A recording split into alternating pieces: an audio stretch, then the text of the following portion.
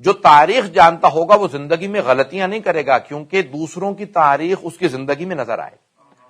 History مولا امیر المومنین نے کہا کہ مولا یہ جو آپ فرماتے ہیں کہ مجھ سے بہتر کوئی فیصلہ نہیں دے سکتا، جتنے میرے زمانے کے جتنے بھی حاکم اور قاضی ہیں ان میں سے کوئی بھی میرے سے بہتر فیصلہ نہیں دے سکتا. مولا نے فرمایا کیونکہ میں تاریخ کو جیسے جانتا ہوں جیسے میں اپنی زندگی کو جانتا ہوں، میں پوری تاریخ ایسے جانتا ہوں جیسے اپنی زندگی، اور تاریخ کے واقعات دوبارہ ہوتے رہتے ہیں، اس لیے جو کچھ پہلے ہوا ہے اسی میں سے کچھ نہ کچھ ہوگا. اسی لیے بہت سے بڑے بڑے جو پولیٹیشنز ہیں نا وہ ہسٹورینز کو ہمیشہ ہائر کرتے ہیں پالیسی بنانے کے لیے، پولیٹیکل سائنس والوں کو نہیں بٹھاتے. توجہ ہو، وہ کہتے ہیں بھئی دیکھو یہ قوم اب اس مرحلے میں ہے، بتاؤ اب ان کے ساتھ کیا ہوگا، تو بتاتے ہیں فلاں قوم جب اس مرحلے میں تھی تو ان کے ساتھ یہ ہوا تھا. تو تاریخ اپنے کو دہراتی ہے، سیاست دانوں کو بھی تاریخ سے سیکھنا چاہیے. اور بہت سے سیاست دان وہ دوسروں کی دیکھتے رہتے ہیں، کبھی عبرت حاصل نہیں کرتے کہ اس کے ساتھ یہ ہوا تھا، اس کے ساتھ وہ ہوا، اس کے ساتھ وہ ہوا، لیکن پھر بھی سیکھتے نہیں ہیں. تو جناب امیر نے خود کوفہ کے اندر ایک فیصلہ دیا جناب سلیمان کا. یہ بابل کی تاریخ اٹھا کے دیکھیں، یہ انبیاء علیہ السلام کی جناب سلیمان کی. بس یہ ایک واقعہ، ایک سے دو. تو اب جناب امیر کے پاس یا کوفے میں آپ بازار سے گزر رہے ہیں، جناب امیر بغیر سیکورٹی کے ایسے ہی بالکل آرام سے اپنے رعایا کے ساتھ رہا کرتے. گزر رہے ہیں تو ایک خاتون نے اپنے چھوٹے سے بچے کو آواز دی، ماتت دین ادھر آؤ.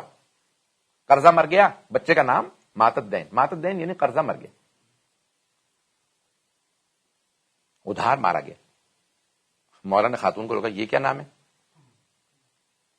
کہنے لگے بھئی یہ میرا شوہر جو ہے وہ اپنے 3 دوستوں کے ساتھ تجارت کے سفر پہ گیا تھا، اور اس سفر میں اس کا انتقال ہو گیا، اور ان 3 دوستوں نے آ کے بتایا کہ انہوں نے وصیت کی ہے کہ میرے یہاں اولاد ہونے والی ہے، بچے کا نام ماتت دین رکھ دینا. ادھار مارا گیا. میں نے اپنے بچے کا نام رکھ دیا ماتت دین، ادھار مارا گیا، یعنی پورا جملہ. مولا نے کہا بھی وہ 3 دوست کون تھے؟ دیکھیں حاکم کا کام کیا ہے.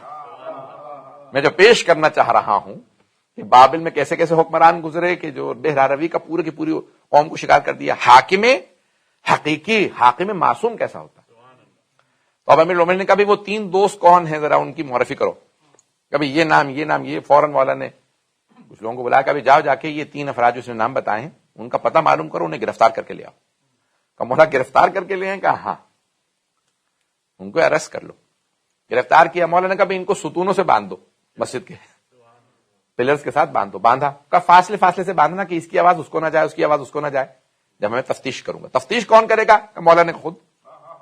تفتیش سے سمجھتے ہیں نا. تو اب جب وہ جو پولیس کی انٹروگیشن جسے کہتے ہیں آپ انگلش میں، تو انٹروگیشن جو ہے مولا نے کہا میں خود کروں گا، تفتیش خود کروں گا. اب مولا نے گروہ بلایا لوگوں کا کہ بس بھئی ایک بات یاد رکھو، جب میں کوئی سوال کروں نا تو تم اللہ اکبر چیخیں مارنے لگنا، شور مچانے لگنا، اللہ اکبر اللہ. اچھا یہ ہو گیا. لوگوں نے کہا مولا اس سے کیا ہوگا؟ مولا نے کہا تمہیں سمجھ میں نہیں آئے گا، مجھے جو میں کام کر رہا ہوں وہ کرنے دو. تو اب تینوں کو باندھ دیا گیا فاصلے سے دور دور. اب مولا نے کہا بھی چلو میرے ساتھ. آگے پوچھا گیا بھائی صحیح سے بتاؤ وہ اس کا شوہر کیسے مارا گیا، کس نے مارا تھا.